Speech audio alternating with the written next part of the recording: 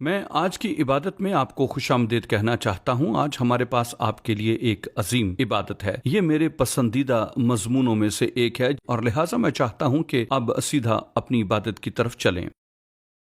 Bible मुकद्दस में बहुत कुछ है जो कसरत से है और जिंदगी से भरपूर और जिंदगी देने वाला है। मुझे पूरी बाइबल से बहुत मोहब्बत है, लेकिन बहुत सारे हवालाजात ऐसे हैं जो आपके लिए बहुत खास होते हैं, क्योंकि जब खुदा एक खास मामले के मुतालिक इस हवाले में से बात करता है तो वो आपके लिए एक खास कलाम बन जाता है। और फिर एक खास कलाम है जो मेरे लिए बहुत मानी रखता है और ये खरूज 33 बाब में है। बहुत सारी वजूहात हैं, लेकिन ये प्रस्तश और दुआ का मरकज है और खुदा का रूह इसमें रहनुमाई करता है। ये कलाम सच्चाई से भरा है जो हमारी ये जानने में मदद करता है कि खुदा के साथ हम कैसे चलें, बेदारी को देखने और दूसरों की रहनुमाई कैसे करें। मेरा मतलब यह है कि इसमें बहुत कुछ है, लेकिन इसमें एक खास दिलचस्प बात जो मुझे छूती है और ये खुदा ने मेरे दिल में इस्तेमाल किया है मेरी अपनी जिंदगी में, और मैं आपको बताऊंगा कि ये क्या है। मूसा मर्द खुदा था। वो मुलाकात के खैमे में गया और वो खुदा से मिला, और जब वो खुदा से मिला इसराइल के तमाम लोग अपने खैमों में खुदा से मिलने को गए। और मैं आपको बताता हूँ क्या हुआ। ये रूहानी रहनुमा का निशान है। जब आप खुदा से मिलते हैं तो आपके इर्द गिर्द के लोग खुदा से मिलना शुरू करते हैं। यही तो होता है जब आप उसको जानते हैं, जब आप उसके साथ चलते हैं, जब आप उससे मोहब्बत करते हैं। लेकिन खुदा का सामना करने के बाद वहाँ कुछ खास हुआ। मूसा खुदा से बातें कर रहा था और ये था जो उसने कहा।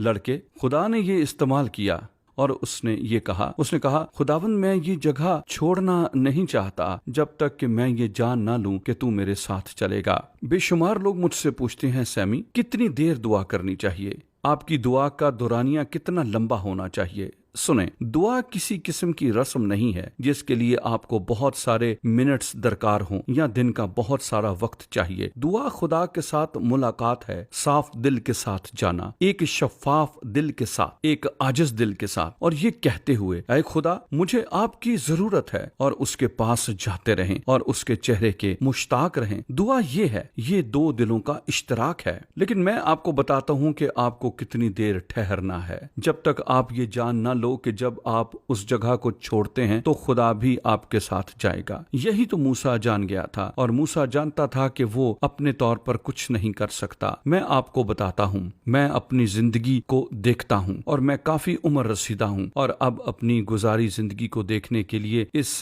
काबिल हूँ कि जो कुछ चीजें देखता हूँ जिन्हें खुदा ने मेरी जिंदगी में इस्तेमाल किया है, मैं कई बेशकीमत लम्हात को देखता हूँ। इन बेशकीमत लम्हात में से एक ये था कि जब मैं पहली दफा मसीही हुआ था, मैंने स्टेट कैपिटल बॉटन रोजन में, जहां मैं बड़ा हुआ था, कुछ दूसरे लड़कों के साथ मिलना शुरू किया। हम इकट्ठे होते और हम दुआ करते और हम इकट्ठे खुदा को देखते। अब मैं बिल्कुल एक नया मसीही था। मैं ज्यादा नहीं जानता था, लेकिन मैं आपको बताना चाहता हूँ क्या हुआ। अपनी जिंदगी के लिए एक तरीका बनाएं। तरीका ये था, कुछ भी करने से पहले दुआ करें और खुदा के चेहरे के मुश्ताक हों। मैं एक दूसरे वक्त के बारे में सोचता हूँ। मैं जर्मनी के एक पासबान के पास गया। जब मैं जर्मनी में पासबान था, पहली चीज जो खुदा ने मुझे कही ये थी, मर्दों औरतों को सिखाओ कि कैसे दुआ करें। हमारी कलीसिया दुआ पर मबनी थी और खुदा ने एक बड़ी बेदारी भेजी। मुझे रोमानिया जाना याद है और ये देखना कि खुदा रोमानिया में किस तरह मुतहरक था। पूरी कौम में बेदारी को भेजा और इस बेदारी ने दुआ में किस तरह जन्म लिया। पासबान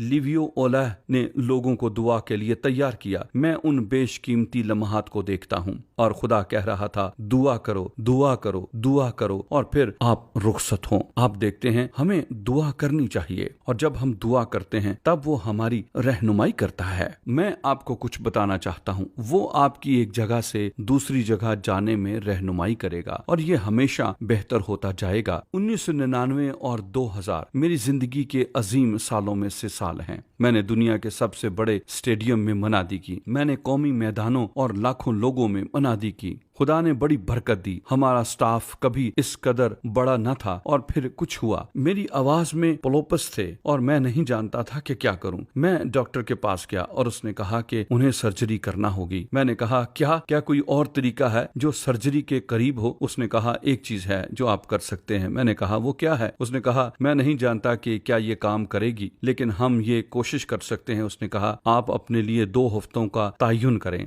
और आप तन्हा हों और किसी से एक लफ्ज भी ना कहें। 2 हफ्तों में मैंने अपनी आवाज को सुकून देते गुजारे और मेरी अहलिया और मैं हमने कहा ठीक है, अगर हम ये करेंगे तो आए फिर कहीं ऐसी जगह चलते हैं जहां हम खुदा की परस्तिश कर सकें। हम ग्रैंड कैनियन एरिज़ोना अमेरिका में गए। मैं आपको बताना चाहता हूं कि क्या हुआ। खुदा का जलाल वहां की तख्लीक में देखा जा सकता है। हम वहां गए और हम सिर्फ साकन थे। मैं पूरी बाइबल का मुताला कर रहा था और एक आयत थी जो सफात पर उछलती दिखाई देती थी, खामोश हो जाओ और जान लो कि मैं खुदावंद हूँ। मैं कौमों के दरमियान सर बुलंद हूँगा, मैं सारी जमीन पर सर बुलंद हूँगा। खामोश हो जाओ और जान लो कि मैं खुदा हूँ। मैं आपको बताता हूँ, खुदा ने मेरे दिल को गिरफ्त में ले लिया और बरसों बाद वक्त बा वक्त कहा दुआ करें, रूह से रहनुमाई हासिल करें। जब आप खुदा का काम करते हैं, जब आप खुदा की खिदमत करने के मुश्ताक हैं, जब आप उसकी मर्जी पूरी करने के मुश्ताक हैं, रूह में चले। जब आप खुदा के साथ तन्हा हैं तो उसे खूब रूह से